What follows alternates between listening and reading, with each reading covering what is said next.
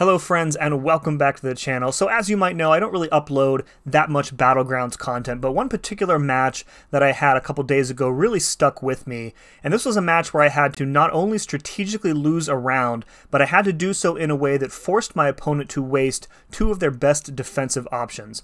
So I want to walk you through what I did, kind of what I was thinking. So this was a match in which I did not have a particularly strong draft. You can see I was only able to draft one tactic attacker, Morbius, while my opponent has two tactic defenders on the board plus Absorbing Man, who I don't really have a good counter for at all. Now this is the end of round one, which I did win, but it cost me my best defender, left me pretty vulnerable for round two.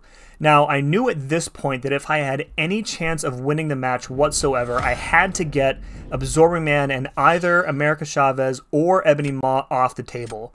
Now, in round one, I had placed first, which was very important because now my opponent has to choose defense first in round two, and I was certain at this point that they would pick Absorbing Man because he's not tactic, starts out bleed immune, which really eliminates Morbius as an option for him. Plus, I don't have a counter for the regen. So knowing this, I believed that I could force them to use Chavez on offense by placing Hulkling, and that's exactly what ends up happening here. So this is perfect. I'm able to get both of those champs off the table in a round that I can afford to lose and kind of expect to lose. So here I'm just trying to decide which defender I want to place in round three, and then I'm going to use the other defender right here against Absorbing Man, knowing of course that I have no chance of winning because Chavez is absolutely going to destroy Hulkling.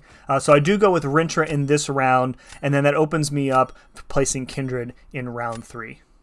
Alright, so let's fast forward to what the board looks like after round two. My best choice for defense here is Kindred because it forces Quicksilver, and I knew that I had superb counters remaining for both Maw and Hulkling. So I do place Kindred, and I'm sitting there whispering to myself, place Hulkling, place Hulkling, place Hulkling, place Hulkling, hoping that this person doesn't know that Black Cat absolutely destroys him. So that's what happens. I get my wish. He places Hulkling, and at this point I know 100% that I'm going to win. So let's go ahead and watch this fight because it's a beaut. So if you've never seen Black Cat annihilate a Hulkling before, the reason she's so good for him is that she's able to turn off his ability to generate buffs, which happens on every basic attack. And then if you add the Sabotage debuff from her Special 2 on top of that, then you're giving him extra burst damage every time his ability fails. And then if you add the Black Widow relic on top of that, it's even more burst damage every time you cause the Beeper debuff to fail.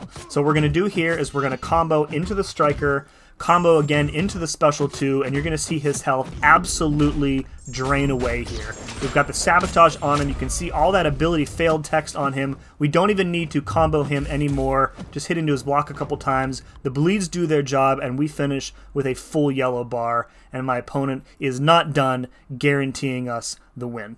So yeah, there you go. A little bit of strategy can go a long way in salvaging a win in a match where you had a really poor draft, and it just goes to show that sometimes you got to lose in order to win. Hope you enjoyed this little bit of strategy, and as always, thank you very much for watching, and we'll see you again next time.